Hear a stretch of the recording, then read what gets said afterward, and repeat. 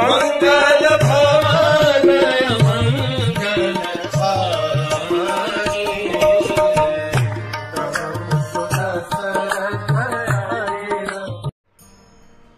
हरे कृष्ण। भरत चलते चलते पैर में पूरे छालों के साथ में भरद्वाज ऋषि के आश्रम पहुंचे, जो कि गंगा, यमुना और सरस्वती के त्रिवेणी संगम पर स्थित था। वहां पहुंचने के बाद उन्होंने सारी सेना को रुकने के लिए कहा और खुद अकेले चल करके भरद्वाज ऋषि के साथ में गए। केवल शत्रुघ्न और वशिष्ठ दोनों ही उनके साथ थे। सो वशिष्ठ, भरत, शत्रुघ्न तीनों जब पहुंचे भरद्वाज ऋषि के आश्रम में, Bharadwaj rishi already knew they are coming and he was ready with the basic welcoming ingredients. Bharadwaj ऋषि ने उन तीनों का स्वागत किया और स्वागत करने के बाद में आदर आतिथ्य के जो टिपिकल क्वेश्चंस होते हैं वो पूछने के बाद में भरद्वाज ऋषि ने उनसे पूछते हैं, Bharat please tell me, do you intend any harm to Ram? क्या आप राम को क्षति पहुंचाने आए हैं? जैसे ही भरत ने ये सुना, ये देखिए भरत की हर जगह पे it is all a test of intentions for Bharat. Kaushalya tested the intentions of Bharat, Ayodhyavasi tested the intentions of Bharat, Vashishtha tested the intentions of Bharat, Guha tested the intentions of Bharat, now Bharadwaj rishi is testing the intention. मतलब हर कोई भरत के ऊपर अपने क्वेश्चन मार्क रख रहा है। लेकिन यहां पर भरत कहते हैं कि मुनिवर कृपया आप तो ऐसा प्रश्न मत पूछिए, आप तो महान साधु हैं, आप साधक हैं, क्या आप मेरे मन की व्यथा को नहीं जानते? आप तो त्रिकालदर्शी हैं, आप तो आगे क्या होने वाला है भी ये भी जानते हैं। Why are you asking me this question and plunging me more into the pool of grief and sorrow and destitute? जब इस प्रकार से भरत ने कहा तो वशिष्ठ ने भी अपनी मुंडी हिला करके भरत महाराज को जैसे समर्थन दिया कि Bharat is not lying. Bharadwaj ऋषि की आंखों में आंसू थे। वे कहने लगे कि निश्चित रूप से जब सोने को साफ किया जाता है, सोने को साफ करने के बाद जो धूल या ऐसी गिरती है, उस सोने की धूल का भी वैल्यू है, क्योंकि उसके अंदर भी सोना होता है। और पहली बार भरत महाराज ये सुन करके खुश हुए कि राम को सोने की उपमा दी जा रही है और मुझे उसकी धूल की उपमा दी जा रही है, which means somebody is really taking me as a servant of Lord Ram, and Bharat was very happy. Bharadwaj ऋषि कहने लगे, धन्य है आप, धन्य है शत्रुघ्न, और धन्य है आप दोनों की, धन्य है आपकी माता। वो किसे कहकर कहते हैं? वो शत्रुघ्न को देख करके ये कहते हैं कि जिन्होंने आपको जन्म दिया है, ही डजंट इंटेंड कई। और धन्य है आपके पिता, जो आपके जैसे 4 बेटों के पिता हैं, जिन्होंने आपके जैसे 4 बेटे पाए हैं।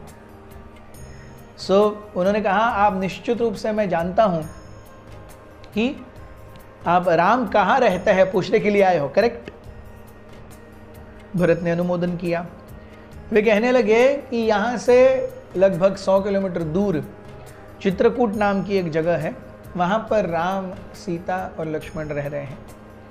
तो अभी तो लगभग शाम की संध्या का समय हो चुका है, तो यहाँ से 100 किलोमीटर दूर जाना इतना आसान नहीं होगा। तो आप एक काम कीजिए, आप रात्रि में यहीं विश्राम कीजिए, कल सुबह प्रातः जैसे ही ब्रह्म मुहूर्त होगा आप यहाँ से चले जाइए। सो वशिष्ठ मुनि ने, भरद्वाज ने कहा कि आप अपनी सेना को भी लेके आइए।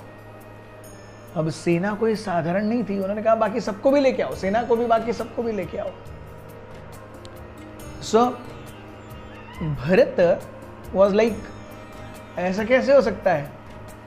9,000 हाथी, 60,000 रथ, 10,000 पैदल चलने वाले सैनिक और अनगिनत अयोध्यावासी, ये सब कैसे आएंगे यहाँ पे और क्या खाएंगे क्या पिएंगे? He didn't wanted to embarrass Bharadwaj and that's why he had not got.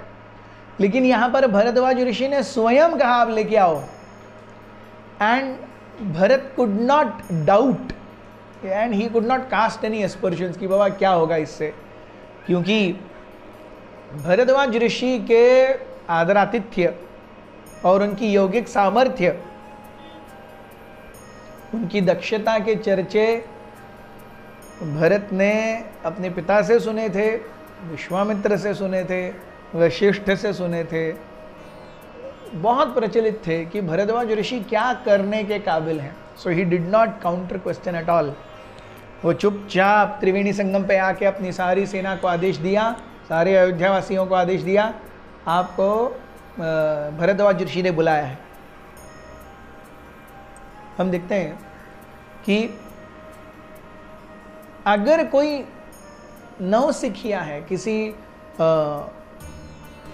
विद्या में कोई पारंगत नहीं है, तो उसके सामने कुछ भी बोल करके काम चलाया जा सकता है, उसको एनीवेज क्या पता है. लेकिन जो सही में किसी विषय में निष्णात है, उसके सामने बोलने के लिए हमें 4-5 बार सोचना पड़ेगा. Am I correct with my facts and figures? नहीं तो कुछ भी बोल के नहीं चलता. तो उसी प्रकार से बाकी किसी के भी सामने कुछ भी हो जाए, लेकिन भरद्वाज ऋषि, he is like a personified lie detector test. He knows what's going on inside Bharat also. So you could not lie to him.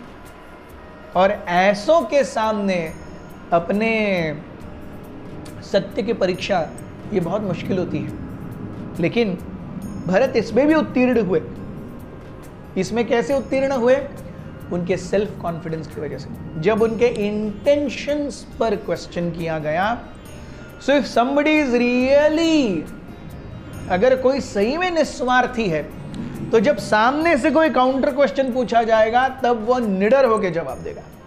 और जहां पर भी कहीं भी थोड़ा सा स्वार्थ है, व्यक्ति डगमगाएगा ही डगमगाएगा. So Bharat handled it very very nicely and this is how all glories to Bharat Maharaj. Thank you very much. Hare Krishna.